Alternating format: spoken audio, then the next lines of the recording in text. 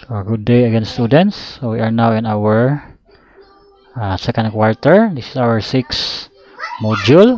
So this is entitled Data Collection Procedures. Okay.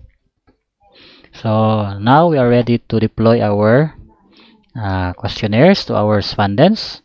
But before that, so we need to follow certain procedures so that we'll be guided on how to gather data accordingly. Okay, so it's like a preparation for us, so it will not be misguided as we go to the process of data gathering.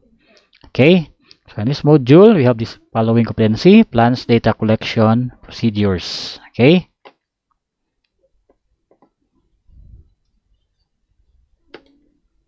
So planning and making systematic procedure constitute a significant part in making research. So no research can be undertaken without thinking and planning. For instance, we can associate it on the step-by-step process we undergo in baking a cake, assembling an appliances or furniture, or even dancing. I'm sure that you also experience such things and follow the procedure earnestly. Okay, so that's why it's really important to have data gathering procedures. So you will state this in your chapter 2 because this will guide you all throughout your data gathering. So you will not be lost also. Okay, so planning is really essential, especially now in this time of pandemic. So we need to be careful, especially in our health. So we need to plan carefully in our ways in gathering our data. So planning is the overall flow of the research. It consists of step-by-step procedures or an outline of what the researcher intended to do. This also helps the researcher to proceed directly and execute the action, which allows them to track their own pace and can easily conduct their data gathering. During this time, the researchers can reflect and analyze things that might need considerations in administering the data collection. This allows them to evaluate and align the type of research design they have used, target populations and samples they have selected, as well as the intervention and instruments they utilize. Let us remember that an organized plan of action with systematic execution of the procedure will bring a fruitful result. So take note of that. So we really need to plan so that we can have a fruitful result of our data gathering.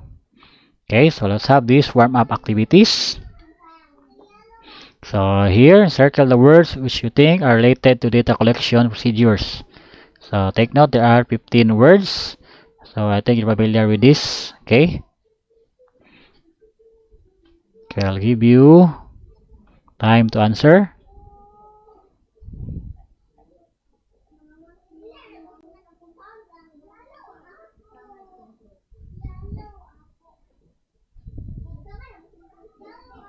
Okay, let's check your answer. So here are the words clear. So we have words here. We have test, collection, permission, questionnaire, we have experiment, we have archives, consent, administer, we have here assent, we have here confidential, interviews, secondary, we have here instruments. Okay, so I hope you get all the words in this word puzzle. Okay,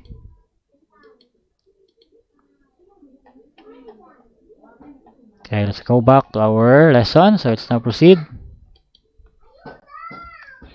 Okay, so what is quantitative data collection? So quantitative data collection are methods used by the researcher to fill out an instrument depending on their research needs.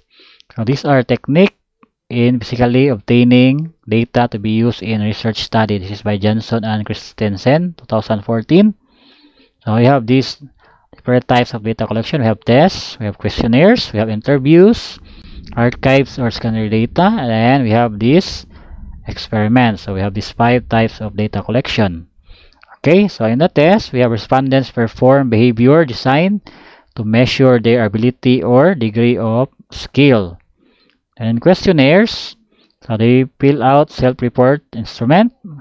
So paper contains series of questions formulated for an individual and independent and answering by several respondents. Okay, so I think you're familiar with this. Then interviews in your PR1. You have this. So talk to respondents in person or in telephone. A set of questions only that this time you do it orally. Okay, but at this moment, so we cannot apply this because we are following the health protocols. Okay. So archives or secondary data use existing data for a different purpose. Okay. An experiment, scientific method of data collection whereby you give the subject a sort of treatment or condition. So that is similar in our previous module. We talk about intervention. Okay.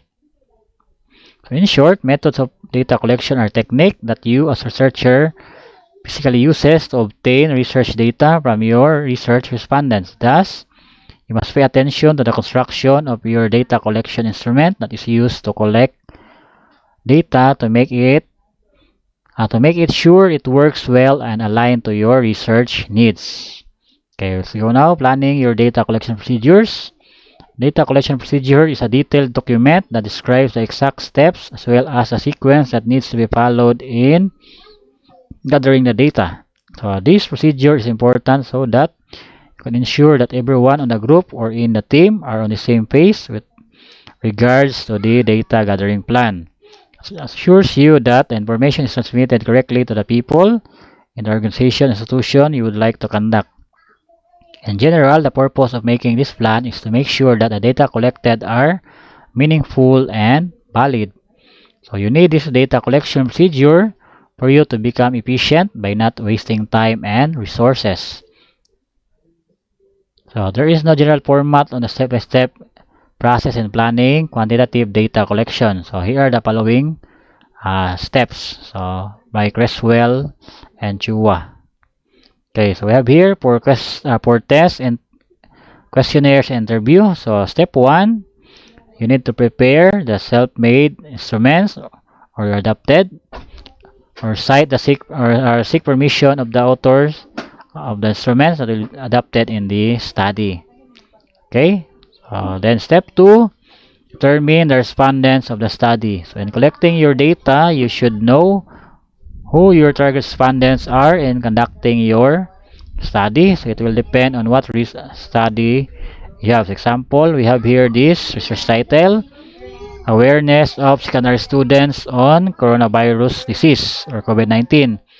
So here, respondents identified here is secondary students. Okay, another example. So we have this title, Awareness and Practices of Secondary Students. Okay, so again, the respondent is secondary students. Then another example, knowledge and attitude towards COVID-19 among healthcare workers in Davao City. So your respondents here are healthcare workers. Okay, and step 3, so secure permission from the school institution from the place where you like to conduct study. So example, so an intent letter requesting for permission to conduct a test to the senior high school students of San Isidro National High School. Academic year 2021 will be sent to the administrator's office of the school.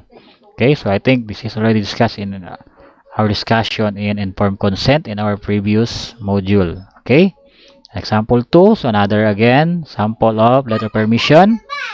And step 4, prepare informed assent for the respondents that are underage or informed consent for respondents that reach legal age. Okay, so again, this is also one of the ethical considerations in your study. So again, you must seek the permission of your respondents if they are willing to participate in your study, or they can refuse your offer to participate in their study. For example, informed assent shall be obtained for the students that are underage. Objectives of the research shall be explained thoroughly to the parents both in verbal and written. Okay, so here you will still have your parents' consent. if your respondents are under or minors. Okay. And step 5, explain the process of answering the questionnaires. Okay, so here, so you need to explain to the respondents.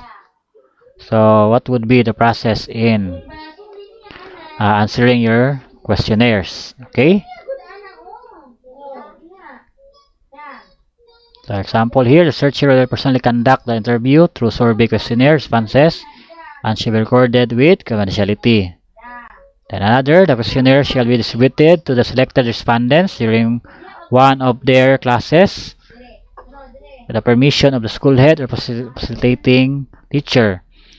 Okay, questionnaires shall be retrieved on the same day as they were given to ensure a higher return percentage of questionnaires. Okay, so these are the 5 steps in your data gathering procedure. You're using questionnaires, interview, and tests. Okay, so this is common in your study. Okay, so what if you're using again your archives and secondary data? So step 1, determine the needed data. Example, so the title here is the impact of grade 7 students on social status in their performance in physical education. So your data needed would be the nutritional status or the BMI. Okay, another example. First title, senior high school students self-esteem and academic performance in oral communication. So you need the secondary data needed is student's report card. Okay. Then step 2, so secure permission from the school institution or from the place you would like to seek and use records and other secondary data. So this example permission letter. So letter of permission letter will be secured from the San Isidro National High School to seek and use records or archives of grade 7 students will be sent to the principal's office. Okay, so that is example of letter of permission.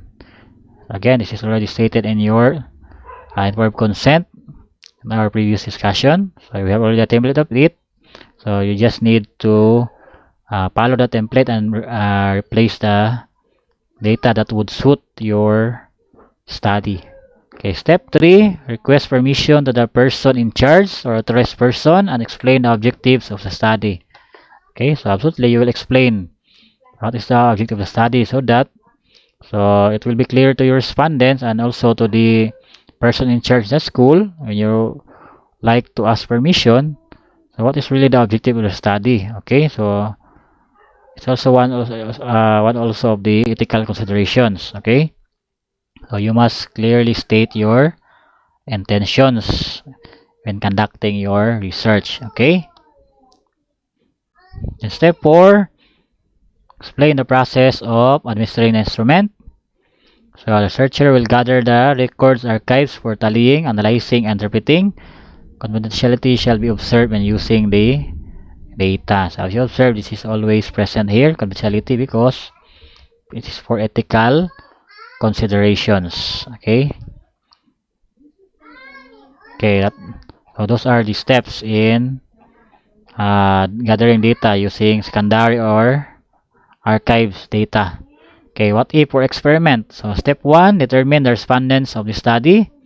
So in collecting your data, you should know who your target respondents in conducting your research study. So it will depend on what research study you have. For example, I have this title, the use of computer-assisted instruction among senior high school students in heightening academic performance in empowerment technologies. So your respondents here are the senior high school students. Another example, improving the grade 11 students' oral communication skills through spoken poetry. So your respondents here is the grade 11 students. Then step 2, secure permission from the school, institution, or the place where you like to conduct. Okay, so the same process. So you need this in your letter. Step 3, prepare your instrument. So cite or seek permission from the authors of the instruments that will be adapted in your study. Okay, then step 4, explain and administer pretest. So intervention, this is for experimental research design. So you have pretest and post-test. Okay, so those are the steps to follow in data gathering. Okay, so we will summarize it.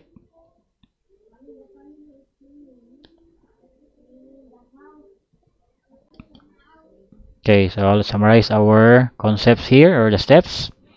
So I'll state here. So again, for test questionnaires interview, so step 1, prepare the instrument needed in your data gathering. So you already ask permission from the author of the instrument that you use if you adopt it. Okay, then number 2, determine your respondents. Then step 3, secure permission from the school, institution, from the place you will conduct study. Step 4, prepare the informed consent. Okay. Step 5, explain the process of administering the results. Okay, so those are the steps needed in your data gathering procedures. So as you go to these steps, so you will be guided. Okay, so these are sequential steps. You really need to follow this, so that you will be guided accordingly. Okay, so I hope it is clear to you. Okay, let's have this example. So let's plan your own data collection procedure by writing the correct steps in the provided space below using the given research title. So example, we have this research title. So I want you to have your steps, the 5 steps in your data gathering procedure. So just remember it.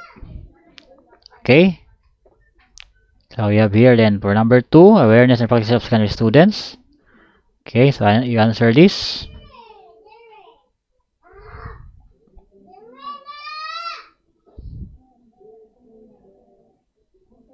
Okay, let's check your answer. So here are the steps.